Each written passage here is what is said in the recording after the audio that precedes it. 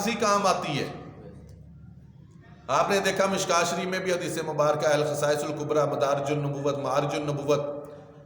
وہ جو براق تھا جس پہ حضور علیہ الصلوۃ والسلام کی سواری کروائی گئی،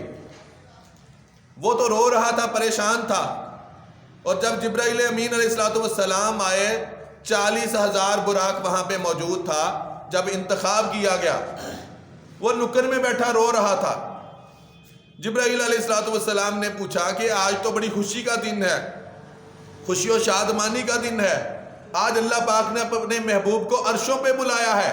عرشوں کی سیر کروائے گا، جنت دوزخ کی سیر ہوگی، حوروں سے ملاقات ہوگی، رب تعالیٰ کا نظارہ ہوگا، سدرۃ المنتہا یہ تو حدیں بہت نیچے رہ جائیں گی، یہاں تک کہ کعبہ قوسین او ادنا کے مقام پہ رب تعالیٰ اپنے محبوب کو بلا لے گا۔ آج تو بڑی خوشی و مسرت و شادمانی کا دن ہے، تو تیرے رونے کی وجہ کیا ہے؟ اب اس کے آنسو نکل پڑے کہ جبرائیل امین علیہ الصلوۃ والسلام، اے نوریوں کے سردار، میرے دل کی خواہش تھی کہ کاش امام الانبیاء کی سواری کے لیے مجھے منتخب کیا جاتا، مگر نہ تو میں اب جوانی میں ہوں، اب میرے پاس وہ جوانی بھی نہیں، وہ رنگ ڈنگ بھی نہیں، وہ خوبصورتی بھی نہیں، تو بس یہ رونا اللہ پاک کی بارگاہ میں پہنچایا گیا جبرائیل امین علیہ الصلوۃ والسلام کی طرف سے۔ اللہ پاک نے فرمایا جبرائیل سارے براقوں کو چھوڑ دے، اس کی عاجزی مصطفیٰ کی محبت میں آنسو بہانا مجھے پسند آ گیا ہے، اب مصطفیٰ کی سواری کے لیے کسی اور براق کو نہیں بلکہ اسی براق کو منتخب کیا جائے گا،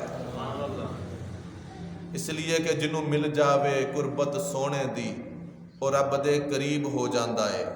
جنوں مل جاوے قربت سونے دی اور رب دے قریب ہو جاندہ ہے، جڑا ہووے دور محمد تو اور رب تو بھی دور ہو جاندہ ہے۔ تو اللہ نے براق کو یہ شعور دیا ہے۔ تو آج کے کلمہ گو، کلمہ پڑھنے والے جو امتی ہونے کا دعویٰ بھی کرتے ہیں، محبتوں کے دعوے بھی بڑھتے ہیں، اور نعوذ باللہ اس طرح کے سوالات اٹھائیں اور اس طرح کی باتیں کریں نبی علیہ الصلوۃ والسلام کی معراج پہ، تو پھر بڑے افسوس کی بات ہے۔ تو اس لیے عاجزی بہت ضروری ہے۔ اس کے بعد اللہ کے نبی علیہ